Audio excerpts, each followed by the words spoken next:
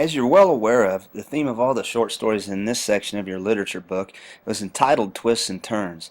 Now, one of the reasons we study this section is to enjoy reading about the tricks of fate that influence people's lives. You've seen this in stories like Charles, The Force of Luck, No News, and After 20 Years. This new story, entitled Beware of the Dog, is written by Roald Dahl. Some of you may be familiar with his work, as he is also the author of James and the Giant Peach. Today's Bellwork assignment encouraged you to write as much as you could about World War II. You could write about people you're familiar with, places you've heard about, statistics, stories, books, movies, even TV shows that you're familiar with that represent or talk about World War II. This slide depicts two flags from seminal countries involved in the European theater during World War II.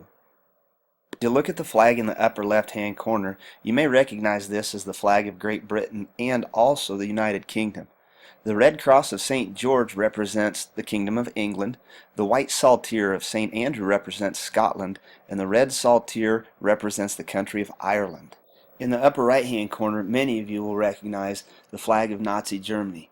One of the ironic things about this flag is that the swastika, which is at the center of it, used to represent good fortune or well-being. However, in the 1930s, when Adolf Hitler was gaining popularity in the Nazi Party in Germany, he selected the swastika and turned it sideways as a symbol of racial purity. To this day, the Nazi symbol is widely recognized as a symbol of hatred and destruction from World War II. Below today's Bellwork assignment, I want you to write about the symbols of our country and what they represent.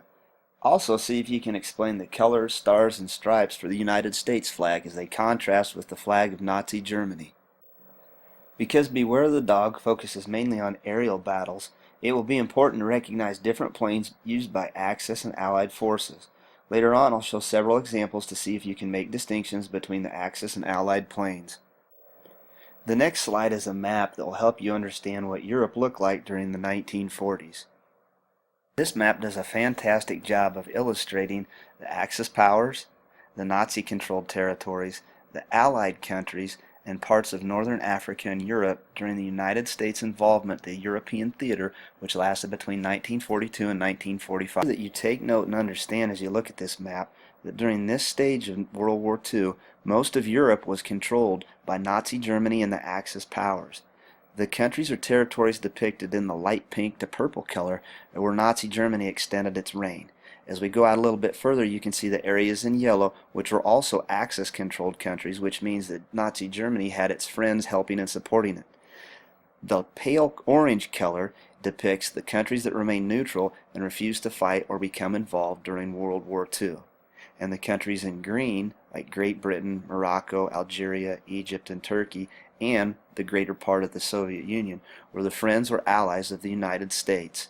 An interesting side note to this particular map is that the countries of Croatia, Serbia, and Montenegro were all formerly part of a country known as Yugoslavia. Some 35 years after World War II, Yugoslavia dissolved, and Croatia, Serbia, and Montenegro declared their independence from the communist territories. Using the blank map that I just provided you, take 4 minutes and try and label the countries you can remember. Bonus points will be given if you can shade in the Allied territories that were depicted on a previous slide. The final map of this screencast shows the setting for Beware of the Dog. It includes the southeast coast of Great Britain and the northwest coast of France along the English Channel.